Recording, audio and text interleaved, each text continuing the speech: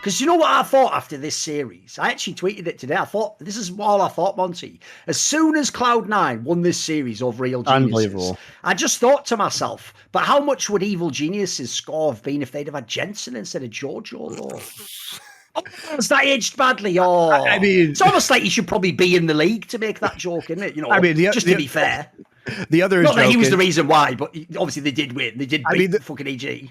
The real joke, Thorin, is that he was kicked off of Team Liquid for Bjergsen, and now it's the two teams that didn't want him, EG and TL, who have to fight over the last remaining world spots for North America. Yeah.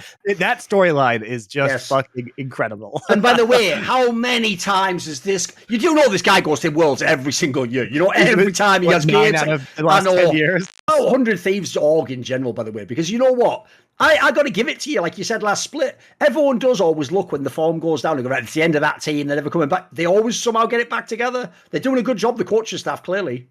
Yeah, and they definitely have picked up their form. The first two games were very one-sided for 100 Thieves, and then the apparently perma-winning Seraphine and Bjergsen just pulls out the Zillion. Yes.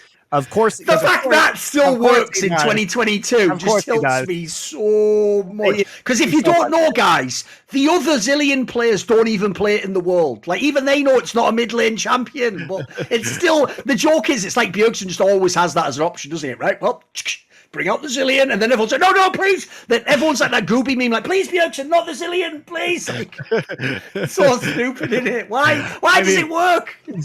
Jensen also didn't die with it in the last game. I mean, it's the same shit as the Seraphine. Like, if you're just not going to get punished early, you just ascend into godhood, where you revive your late game AD carry with full HP, you know, at 35 minutes into the game or whatever, 30 minutes into the game, and then you win. But yeah, you just a mega overpowered support at that point in time. There's no punishment. There's no punishment. But we've also never seen EG suffer individually this badly. Like, all of their players look like they slump simultaneously. But Jojo Pyun looked terrible on Azir. Like, I don't even know how to describe it. But not only was he terrible on Azir, he was just kind of inting to ganks that he knew were coming. Like, he knew some of these ganks were coming, and I'm sure Inspired was saying something to him, and he would just die. But his Azir mechanics were like fucking awful. Now, Danny's a relatively new player, right? He's played fewer than 100 professional games. He doesn't seem to be very good in this meta. So, for example, he's played 3 Sivir games ever. 2 of them were in this series, and he lost both of them. His Zeri has an 85% win rate, but Cloud9 clearly came in with a game plan of, we're just going to first pick Zeri and take it away from you, and Berserker is also better at Zeri than Danny is. Jinx is not really in the meta, which was the way that he was doing so well earlier this year. His Ezreal is okay. Historically has a 56% win rate on it. He does not play Draven. He has played 1 Kalista game ever. So where do you really go with this guy when it comes to the current champion pool? And Seraphine. Apparently, who knew? I didn't even know that was an option. I wasn't even aware that was within the purview. You know, dude, in NA, you can actually just hit 1 person with Seraphine ult, you'll win a fight. Apparently, it's fucking wild to watch this shit. He's never played a game of Lucian professionally. We could talk a little bit about the meta, because I think that the way that Riot balances the game, right? And this is something that's very unique to esports itself. And I think what they've done throughout the entire summer split is that they have made very, very drastic changes, right? It's like, imagine you're a tennis player and you're playing at in the US Open, right? Which is a hard court format. And then you reach the semifinals, and all of a sudden say, we're going to be playing on a clay court now, right? Where the ball is slower. Sure, you can still apply the same basics and stuff like that, but now you got to put more spin on the ball. The approach to the game is going to be slightly different. And then when you go into the next round, let's go with quarterfinals first, right? Because this was a little bit more of a slow burn. Now, what we're going to do is we're going to replace the tennis ball with a wiffle ball. So it flights even slower now and everything. And all of a sudden, when you reach the finals, instead of playing a best of 5, you're playing a best of 9 now, right? So they double the amount of game time overall. And this is what's happening in League of Legends as well, right? Where they came in summer, they started things off with the durability patch, and I had this like long thread about how I think that this is going to favor the farm-centric style of teams a little bit more.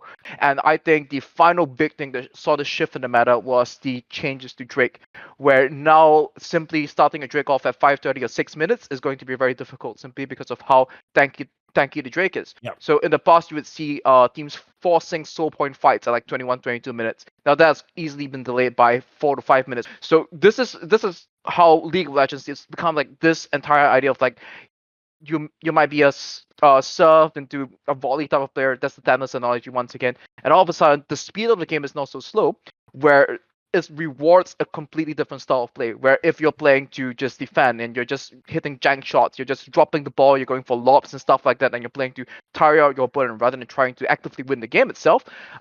This current meta, it rewards that a lot more. How was the finals experience for you, Wolf? It was really good. It was really unfortunate we had the network problem.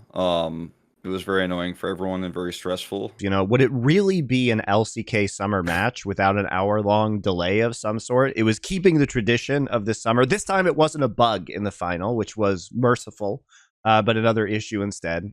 But also, I mean, it was really just perfect that we saw Chovy and Ruler finally win. I mean, we talked about this last week. Like, it really felt like their time. If it's not now, when is it going to, like, what are the circumstances that would be better than this for Gen.G? That was something that, like, I talked to Kenzie about when I did an interview with him, and I spent a lot of time talking to the Korean casters about this, and, like, that was kind of the prevailing feeling is, like, if they don't do it this time, like, it's never going to happen. And they did it, and they did it really hard, and they absolutely nailed it. So I mean, this is the result that if you were being objective about both of the team's play, and like we talked about on the last episode of this show, what would the matchup kind of boil down to? What would it look like? And it looked a lot like what we talked about. But the question was, are these guys just going to inexplicably choke again? Because you can't account for that factor. But if you take into all the factors that you can account for, this looked like the series that we would have predicted. When you send trucks saying to change the coaching staff, what you are saying is to replace Faker as the coach of this team. That is the actual thing that you are saying, which not unreasonable. But the problem is that this is the way that this team has chosen to function.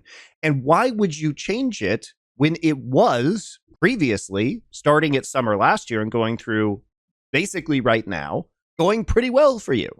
Yeah. And I mean, the problem with coaching Faker is that he knows everything. Like, he has seen everything. And perhaps he was having, internal issues with the previous coaching staff, which was rotating all the players around him like crazy, and even rotating him out occasionally. Closer, I mean, that was instead of him. Yeah, that was a bad call. And so, I mean, it's difficult to solve this problem, but and it's definitely not one you're going to solve in the middle of a best-of-5 finals, where the meta is so favoring your opponent's playstyle and their champion pool versus yours that, like, whether they had a coach or not, or if they had tried to hire one as the fans suggested, wouldn't have actually made an impact here, because you can't change these 5 players in that short amount of time. So it's not going to happen. Gen.G is just like a master of this meta. Like, I love to see that level of dominance and that level of mastery, because this is what we want. Like, you may think, Korean League of Legends fans, that you wanted a really close matchup, but you didn't want that. What you wanted was Gen.G shit stomping a questionably skilled T1, because that is what may make them win worlds, right? Like, if this was a close match with T1 in their current form, Gen.G was underperforming. You wanted this to be an absolute dominant performance for 2 reasons. If you're a T1 fan, you want them to fix their shit in the next month before World starts, and the only way to do that is for them to get absolutely clapped right now, because it's going to show them that they have to work harder, and this is where they have to go. And hopefully we see a better iteration of T1 at Worlds. The series just felt like there was like 2-tier breaks between these 2 teams. Oh, yeah. Like, it wasn't even fair. All right, T1 was just drinking from a fire hose, right? There was too much to handle from Gen.G, which I think it says a lot about Gen.G's potential international competition. I definitely get you, because I obviously have the same concern myself, and I'll even say that is the one part I do think is legit about people who didn't ever believe in Rogue, right? I do think if you look at like just the raw regular splits they've had, they have earned status as like elite team, contender, that sort of thing. But the problem is, even in the splits, dude, where they were winning 12, 13 games, it would always be where you look on the schedule and it's like, fucking hell, they're winning 8, 9 games. Well, this is fucking insane. All you do is you look on the schedule, wherever the big marquee matches, where it's like they're playing G2 on week 8. If they win this one, they're for real. That's the game they always lose. Even if they're only losing 3 games a split, they always lose that game, which it means that even in the regular split, you have that sort of reservation of like, but if there's pressure though, if it's a team they know can be. And so then in the playoffs as well, this is the other thing. I'm sorry, they have yet to basically have that iconic series that proves they can be the champion. Like, people thought they had it last year, this last split, because of the Fnatic one. But the problem is, because Fnatic themselves then tanked, they basically have never recovered since. That doesn't really get to count as much. Even if you go back, remember, they thought last year in spring they had it when they beat G2 in that like fucking low bracket one. Turned out that G2 wasn't amazing. So unfortunately, even though, I'm retconning some of this, like, I'm talking about looking fairly through history, they've never had the big moment where it's like here's the thing, you don't have to win the championship. Let's say they never had like a big upper bracket final where they just 3-0'd someone clean. That would at least give you like, oh, they could do this in a final though if they get together. Because they've never had that, I always feel like when the big moment comes, and this is going to be another one of them, I agree with you. Essentially, if you just have to pick based on like character, you have to go against Rogue. I actually want to start by flaming the fuck out Fnatic, even though they won this series. Because it's like, mate, again, I don't want to see any celebrations like, wow, everyone earned kebab tonight. You didn't earn shit yet. You didn't earn anything whatsoever this whole fucking year if you play for Fnatic.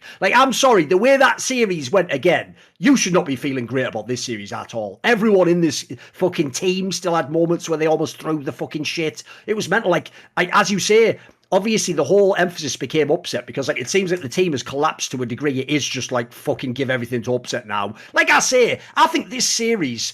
That's why I can't believe in Fnatic, mate. The way this series went is like that. Like, here's what I would say. Bear in mind they won.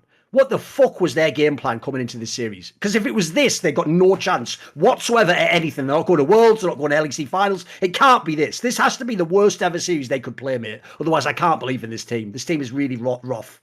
Like, Humanoid did step up over Nuke. Like, Nuke did get outclassed in the last 3 games of the series. I mean, this was probably the best we've ever seen Humanoid and Razork play together. They were actually the 2 best players on Fnatic, I think, overall. So, yeah, I mean, it was tough, but I mean, there was just some really weird games like that. Since we have, like, this show, because it's only been this year, unfortunately, this year, Razork's been under the spotlight. He has been a target for criticism and scrutiny, justifiably. Sometimes it might have gone a bit too far, I will say. If I had that mid laner fucking inting all the time and my support ints, I might also have a hard time. But even so, you just look at his play. If you look at his path and he's had issues, it looks like he doesn't connect with his teammates.